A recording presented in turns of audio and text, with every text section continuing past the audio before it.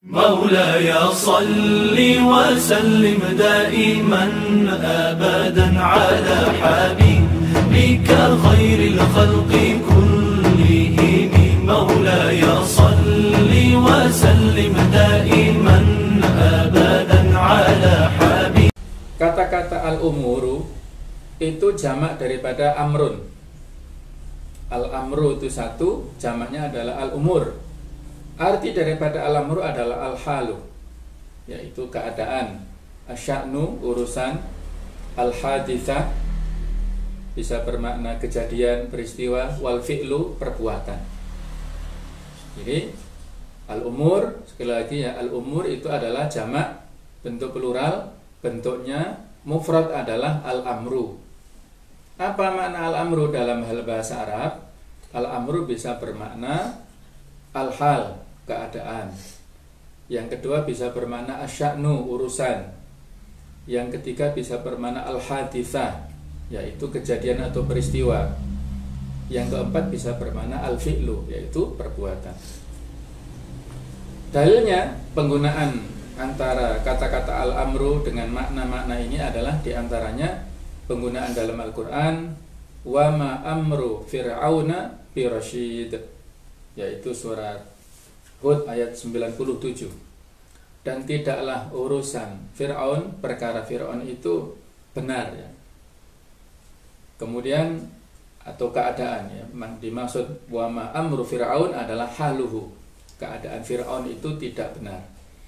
Kemudian ada lagi penggunaannya surat Ali Imran 128, laisa laka minal amri syai'. Laisa laka minal amr bermakna minasya'ni wal hal. Jadi engkau tidak memiliki urusan sedikit pun dalam hal itu.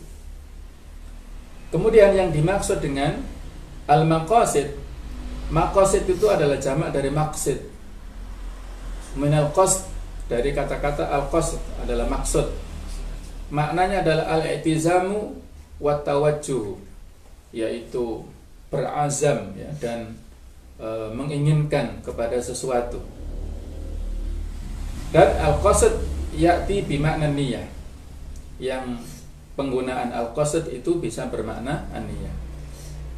Sehingga makna secara bahasa, arti harfiah dari qaidah al-umuru bimaqasidiha, annal af'ala, sesungguhnya atau bahwasanya segala macam perbuatan, wa tasarrufat, dan perilaku manusia ya, tabi'atun linniyat, itu mengikuti kepada niat-niatnya. Segala macam perbuatan dan perilaku yang dilakukan oleh manusia ini mengikuti, konsekuensinya adalah mengikuti niatnya. Sedangkan makna secara istilah fikih, kaidah ini adalah ada beberapa penjelasan di antara ulama, di antaranya yang saya tuliskan di sini ya. Inna a'malal mukallaf, sesungguhnya amalan-amalan mukallaf. Jadi yang menjadi tema pembicaraan di sini mukallaf. Sesungguhnya amalan-amalan setiap mukallaf, orang yang terkena beban syariat, bukan semata-mata amal manusia atau amal muslim, tetapi yang lebih khusus adalah mukallaf yang ada beban syariatnya.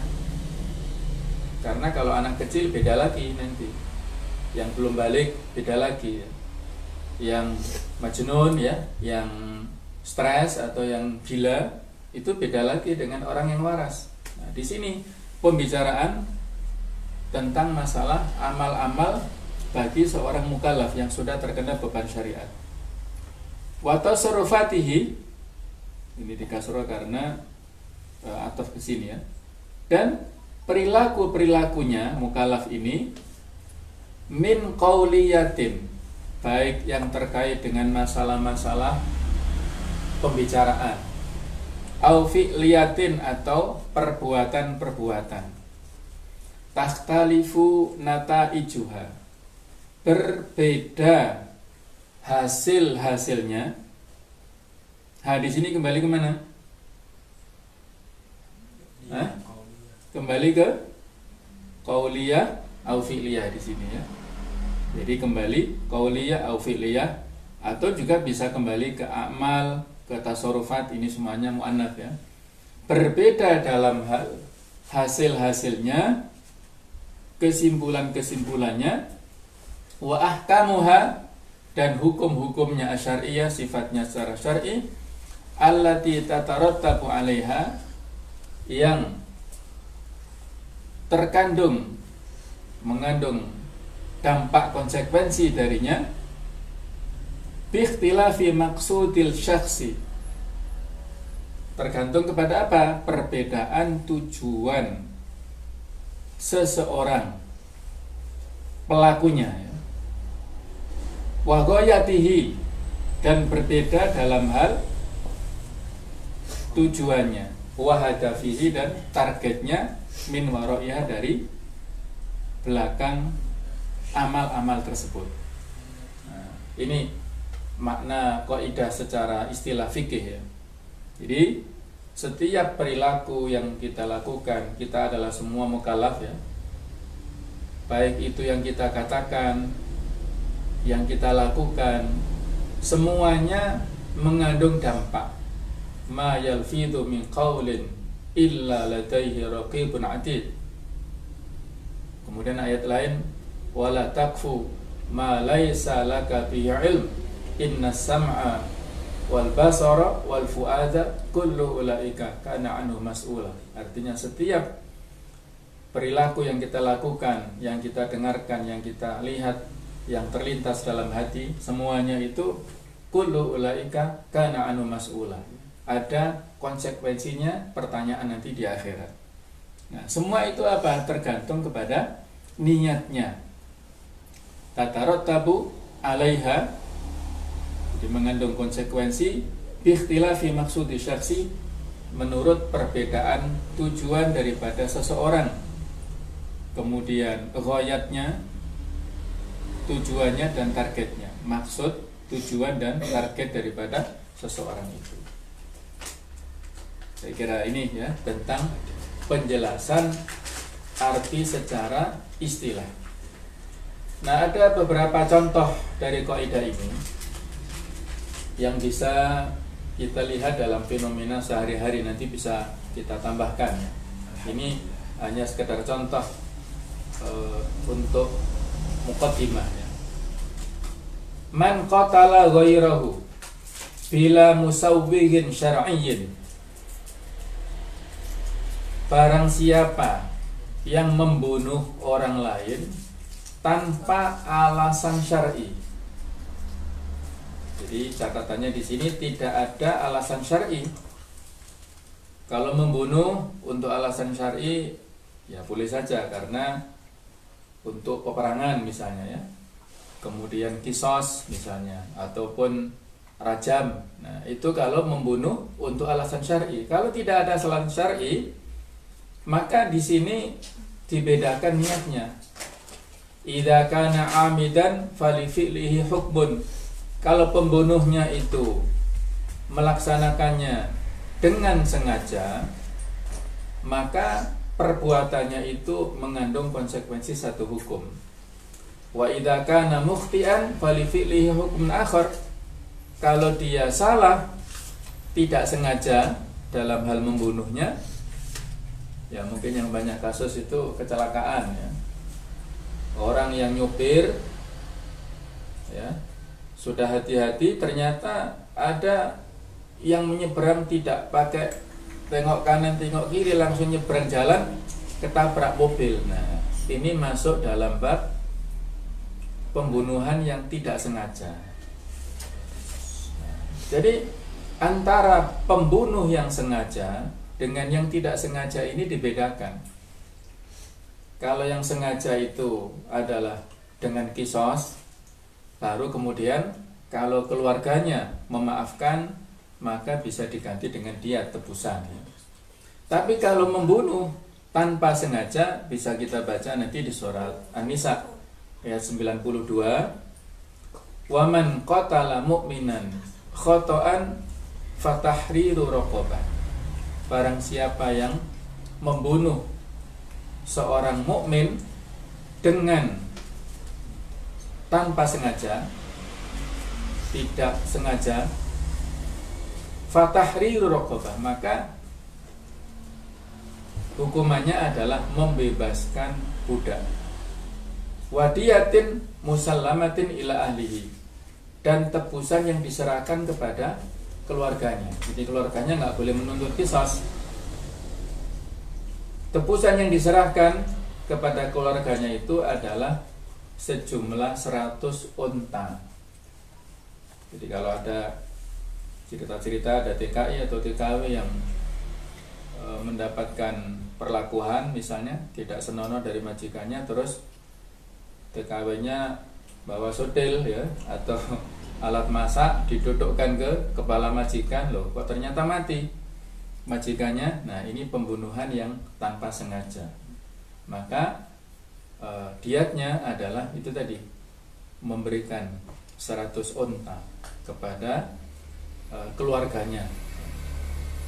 Perbedaannya adalah kalau yang membunuh dengan sengaja itu yang menanggung adalah pelakunya, tapi kalau membunuh tanpa sengaja yang menanggung adalah keluarga besarnya. Kalau yang dibunuh laki-laki 100 unta, kalau yang dibunuh perempuan itu 50. Ada perbedaannya ya.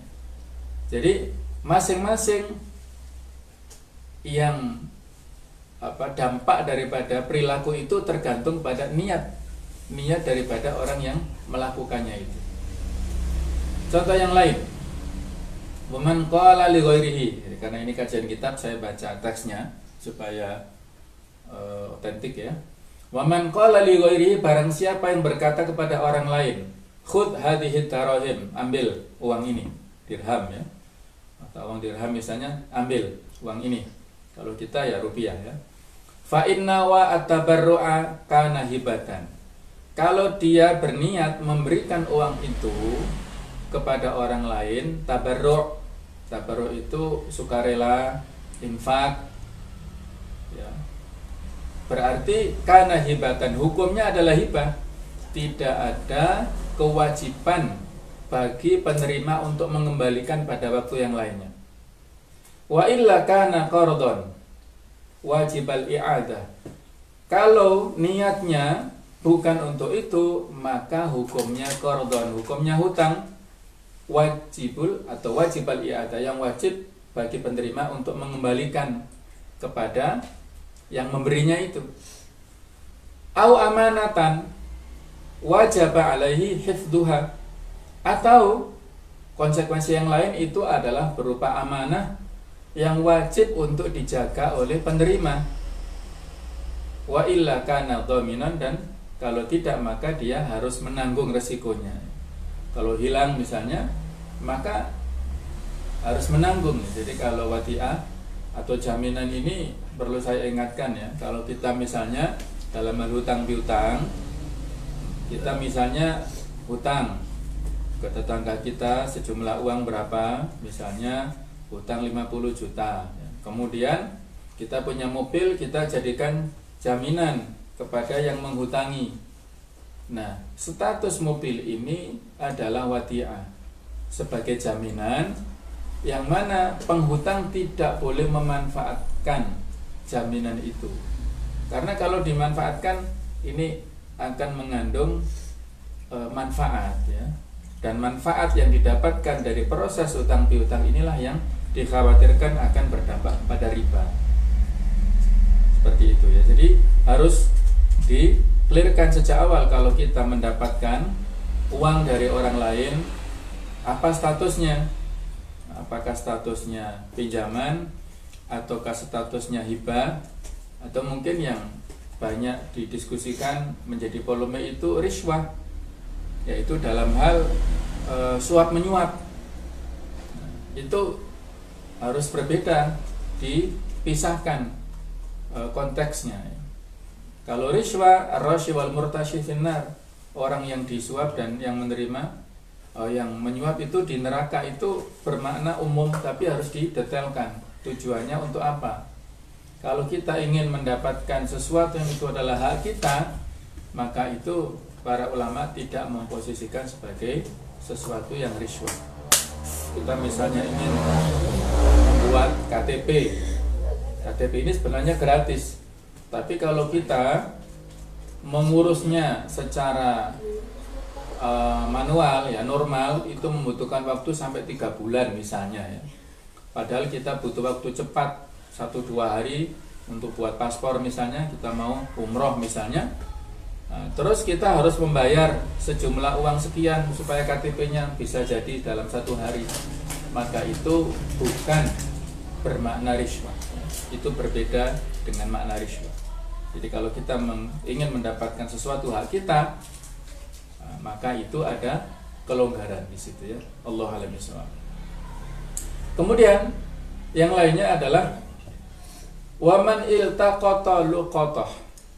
Siapa yang menemukan suatu barang temuan biqasdi akhdhiha li nafsihi, bermaksud untuk mengambilnya untuk dirinya sendiri, kana ghasiban alaihi, maka itu hukumnya ghasab.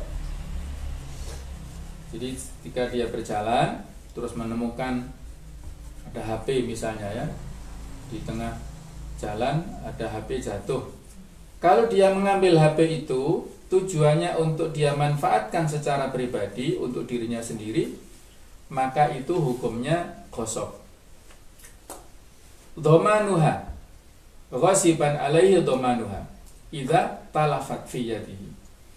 Tujuannya untuk dirinya sendiri, maka dampaknya dia ghasab, dan kalaupun rusak maka dia wajib untuk menggantinya.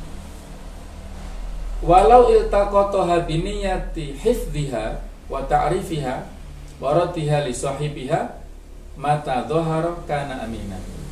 Kalau tujuannya adalah untuk disimpan, bukan untuk dimanfaatkan dirinya sendiri ya, untuk diumumkan ya, misalnya di media online, tapi ini zaman sekarang ini serba sulit. Tempo hari ada kawan yang menemukan tab atau laptop ya, terus dia umumkan, malah dituduh sebagai pencuri. Nah ini kan repot ya. Dia bermaksud baik, siapa pemilik laptop ini supaya menghubungi ini. Nah ternyata dilaporkan bahwasanya dia yang mencuri laptopnya. Ini kan susah ya, dia dituntut di polsek. Nah ini repot ya. Jadi kalau dia bermaksud untuk menyimpannya dan akan dia tunjukkan, dia sampaikan kepada pemiliknya kalau ada alamatnya. Misalnya kalau HP ada nomor HP di dalamnya ya, kita hubungi keluarganya, maka kana aminan, maka dia posisinya adalah orang yang bisa dipercaya. Fala yadmanuha idza halakat, maka dia tidak mengganti kalau rusak ya, kalau ada kerusakan dia tidak menggantinya. Nah, jadi persoalan ini adalah kembali kepada niat yang ada dalam dirinya masing-masing. Misal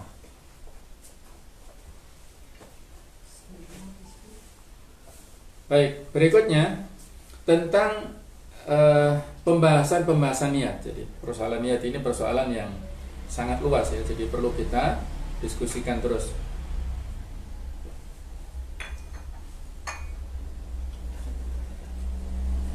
Yang pertama, makna niyah fil lughah. Makna niat dalam hal bahasa itu adalah isim masdar ya, dari fi'il madhi nawa yanwi, seperti doroba yadribu ya. Jadi nawa yanwi niyatan. Asli niat itu adalah, ini aslinya ya, niyatun. Jadi asli kata-kata niat itu niyatun. Karena dalam bahasa Arab ada pertemuan wawu dengan ya, ini menyebabkan susah untuk ucapannya, maka wawunya ini diganti dengan ya dan ditasydidkan, dimasukkan ini ke huruf ya ini, jadi menjadi niyatun ya. Ala wasni fi'lah, wazannya adalah fi'latun. Baik, kemudian Maknanya adalah al-asmu ala syai', azam terhadap sesuatu. Nawaitu niyatan artinya adalah azam tuh ya. Jadi berniat, berazam, memiliki keinginan ya. Kemudian an-niyatu fil istilah, niat dalam hal istilah fikih maksudnya ya, istilah syar'i ini memiliki makna yang umum dan makna yang khusus. Makna yang umum adalah inbi'atsul qalbi nahwa ma yarahu. Inbi'atsul qalbi, jadi sesuatu yang muncul, ekspresi daripada hati kita, nahwa ma yarahu, sebagai dampak dari apa yang dia lihat, muwafiqan li ghardin min jalbi naf'in au daf'i dzurrin halan au ma'alan, sesuai dengan tujuan daripada mendapatkan manfaat atau menolak bahaya, baik sekarang atau akan datang. Kemudian niat secara khusus maknanya adalah qasd ta'ah wa taqarrub ilallah. Seseorang bermaksud untuk taat dan taqarrub kepada Allah bi ijadil fi'li, dengan melakukan perbuatan, awil imtina anhu, atau menahan diri dari perbuatan itu, tidak melaksanakannya. Nah, sedangkan hukum niat itu adalah an-niyatu ibadatun masyru'ah. Niat ini adalah merupakan ibadah yang disyariatkan. Walaupun ada perbedaan apakah ini rukun ataukah syarat, itu ada perbedaan, tapi yang jelas niat itu adalah suatu ibadah yang disyariatkan. Sedangkan tujuan daripada niat, yuqsadu minan niyati amroni. Niat ini memiliki dua tujuan. Yang pertama, tamyizul ibadat anil adat, untuk membedakan antara ibadah dengan tradisi. Haitsu inna aktsarul ibadati laha mathilun fil adat, karena banyak bentuk-bentuk ibadah yang mirip dengan tradisi, kebiasaan kita. Famathalan ya, misalnya al-imsaku 'anil mufattirat, kita menahan diri tidak makan, tidak minum. Maka tujuan seseorang yang dalam hal ini mukallaf ya, ada orang yang sudah mukallaf, dia tidak makan, tidak minum mulai subuh sampai siang ataupun sampai maghrib lah di sini ya. Tujuannya apa?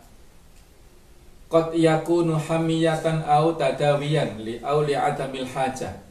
Tujuannya bisa jadi untuk menjaga dirinya, untuk diet misalnya, atau untuk berobat. Kalau mau operasi kan harus puasa misalnya, atau karena dia nggak selera makan minum.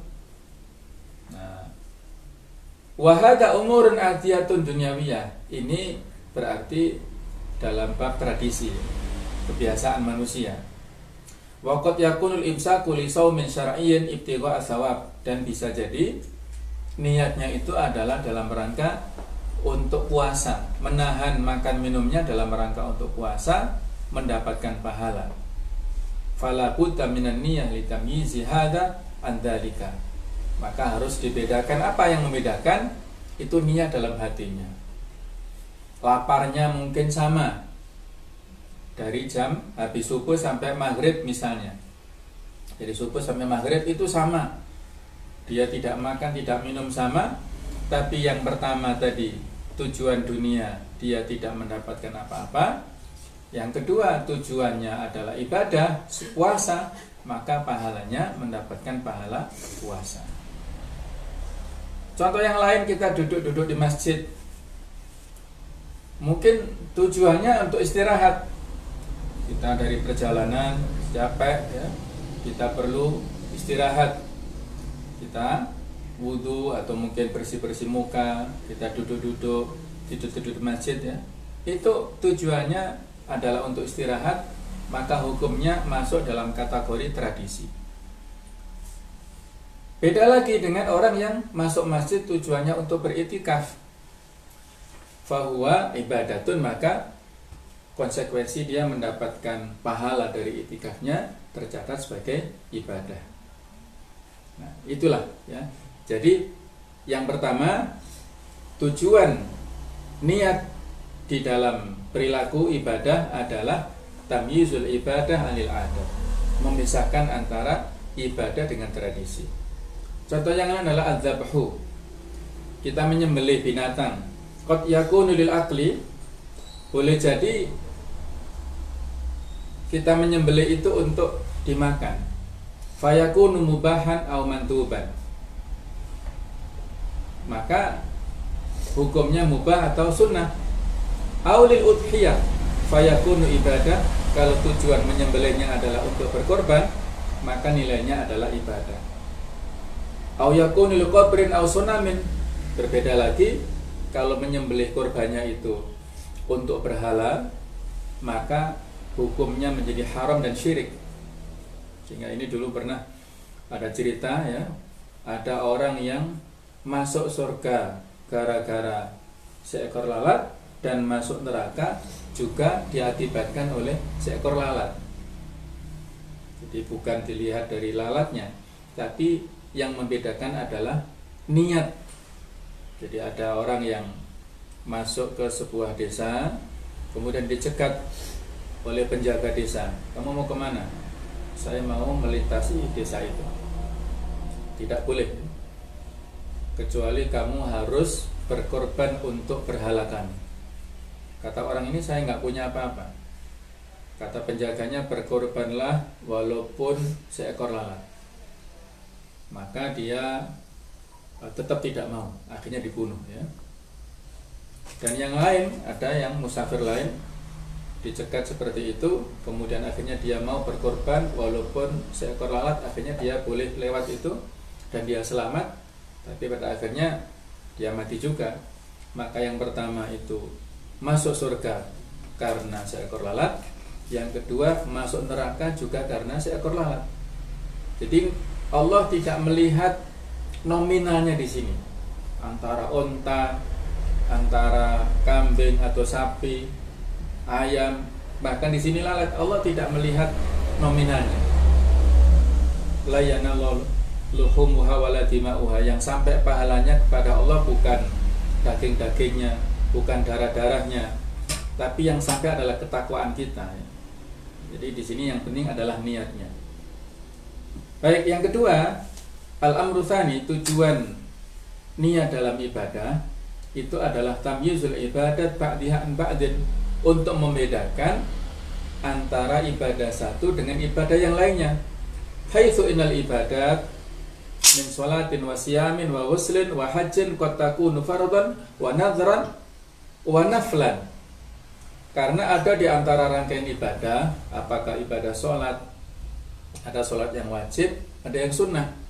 Puasa, ada puasa yang wajib, puasa Ramadan ya, puasa membayar kafarat, puasa untuk nazar itu wajib.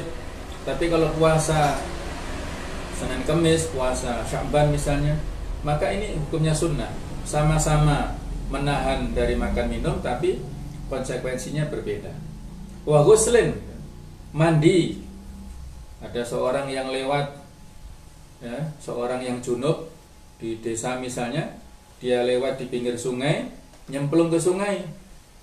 Nah, tapi tujuannya untuk cari ikan. Walaupun sudah basah seluruh tubuhnya, dia menyelam di dalam sungai itu, ketika dia keluar, hukumnya masih junub. Kenapa? Karena dia bertujuan untuk mencari ikan, mandinya itu. Tapi kalau tujuannya adalah untuk mandi junub, maka dia sudah bersih dari hadas besar. Nah, samping mandi junub, dia juga mencari ikan. Jadi niatnya mandi junub dulu, ikannya itu adalah bonusnya. Itulah boleh ya. Jadi itu tergantung kepada niatnya masing-masing. Haji juga begitu. Haji itu ada yang hukumnya wajib, ada yang hukumnya sunnah. Haji wajib maksudnya haji yang pertama kali. Haji yang sunnah berarti haji yang sudah kedua, ketiga, keempat kalinya dan seterusnya. Wa kulluhu taqarrubun ilallahi ta'ala. Semuanya itu bernilai ibadah, lakin lamma ikhtalafat radbuha syuri'at an-niyatul tamyiziyah, karena masing-masing berbeda bobotnya, maka yang membedakan semuanya itu adalah niatnya sendiri-sendiri. Baik, dari keterangan ini barangkali dari peserta yang hadir ada pertanyaan, silakan.